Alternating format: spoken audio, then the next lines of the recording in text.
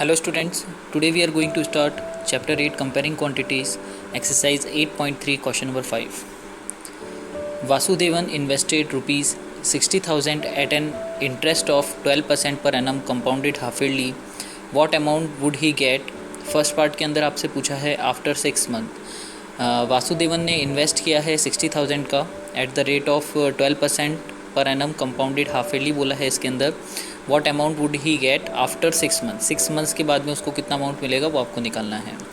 तो इसको करने के लिए हम सबसे पहले क्या करेंगे, आपको यहाँ पर प्रिंसिपल गिवन है दैट इज़ 60,000, टाइम पीरियड आपको गिवन है 6 मंथ मीन्स 1/2 ईयर्स. तो यहाँ पर 1/2 ईयर्स है, कंपाउंडेड हाफ ईयरली है, तो टाइम पीरियड को हम 2 से मल्टीप्लाई कर देंगे और रेट को हम हाफ कर देंगे.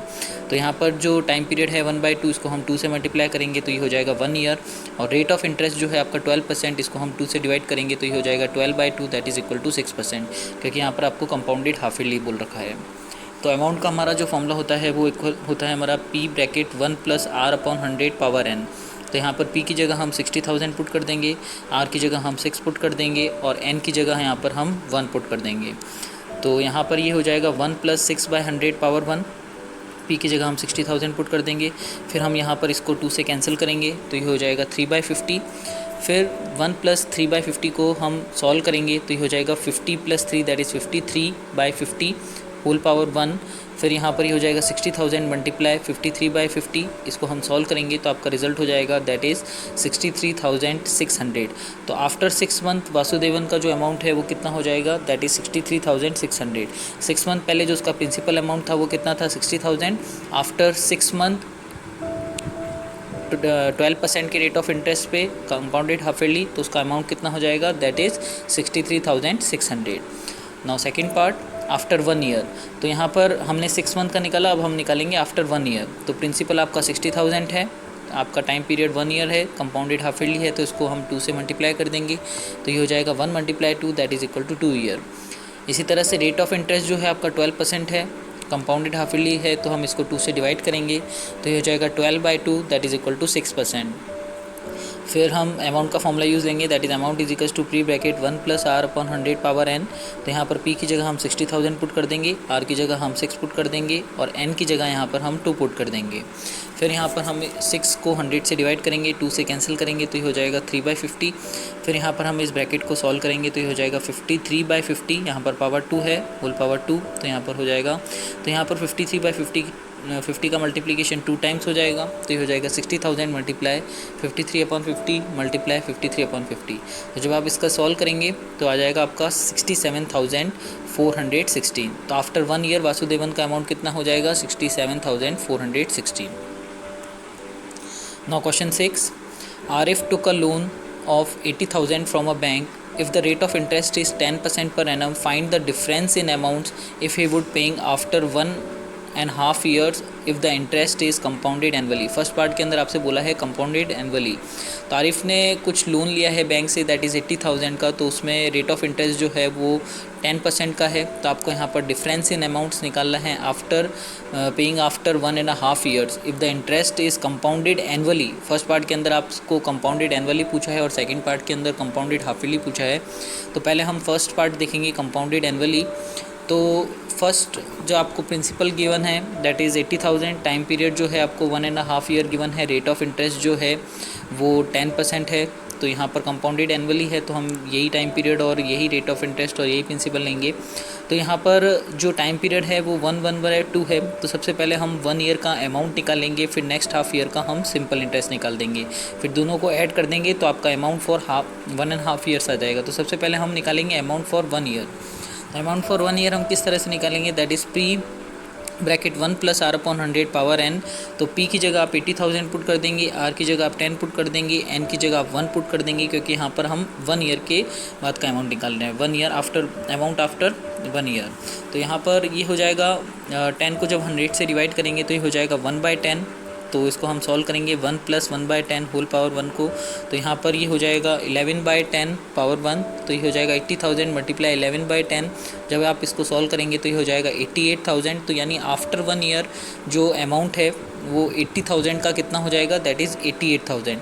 अब हमको निकालना है नेक्स्ट हाफ ईयर के लिए, तो सिंपल इंटरेस्ट निकालेंगे। सिंपल इंटरेस्ट होता है PRT अपॉन 100। P की जगह आप रख देंगे 88,000, फिर R की जगह आप पुट करेंगे 10 और T की जगह आप पुट करेंगे 1/2 डिवाइड 100।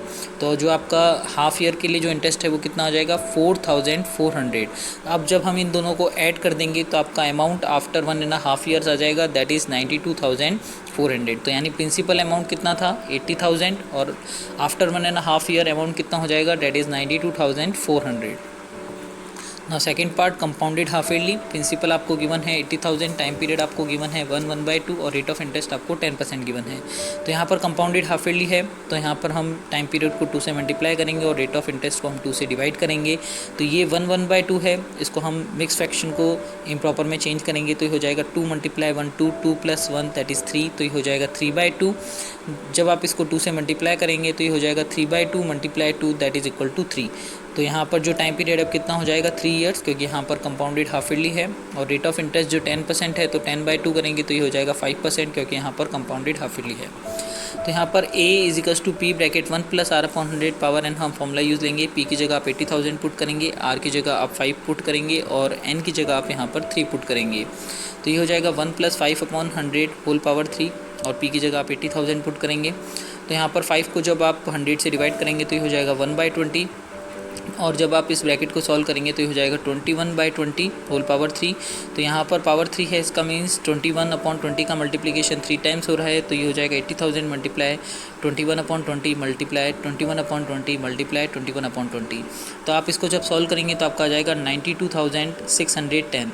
तो यानी हमारा जो अमाउंट है after 3 years compounded half yearly वो कितना हो जाएगा, दैट इज़ 92,610। अब यहाँ पर आपको डिफरेंस पूछा है क्वेश्चन के अंदर, जो कंपाउंडेड हाफ ईयरली और कंपाउंडेड एनुअली होता है तो कितना डिफरेंस होता है अमाउंट में, वो आपसे पूछा है। तो हमारा जो कंपाउंडेड हाफ ईयरली का अमाउंट है वो 92,610 है, और कंपाउंडेड एनुअली का है दैट इज़ 92,400। जब हम इन दोनों का डिफरेंस करेंगे तो कितना आ जाएगा, ₹210। Now question 7, Maria invested ₹8,000 in a business.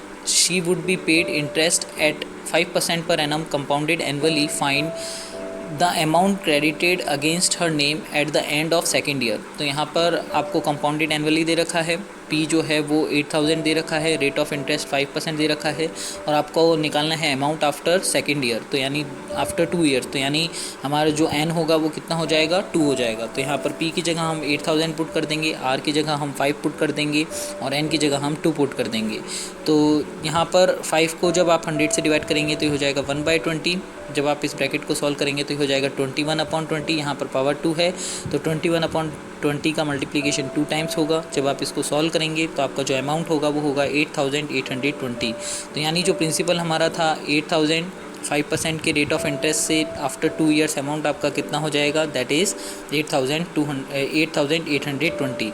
अब सेकंड पार्ट के अंदर आपसे पूछा है interest for the third year. Third year के लिए कितना इंटरेस्ट है, ये सिर्फ थर्ड ईयर की बात हो रही है। तो थर्ड ईयर के लिए इंटरेस्ट कितना होगा ये आपको निकालना है। तो हम सिंपल इंटरेस्ट निकाल देंगे, दैट इज़ PRT/100। P जो होगा सेकेंड ईयर का जो अमाउंट होगा वो आपका थर्ड ईयर के लिए प्रिंसिपल होगा, दैट इज़ 8,820। R जो होगा वो 5 होगा, और टाइम पीरियड आपका हो जाएगा यहाँ पर 1 ईयर एंड डिवाइड बाय 100। जब आप इसको सॉल्व करेंगे तो आपका रिजल्ट आ जाएगा 441। तो यानी जो थर्ड ईयर के लिए जो इंटरेस्ट होगा वो कितना होगा, 441। Thank you students.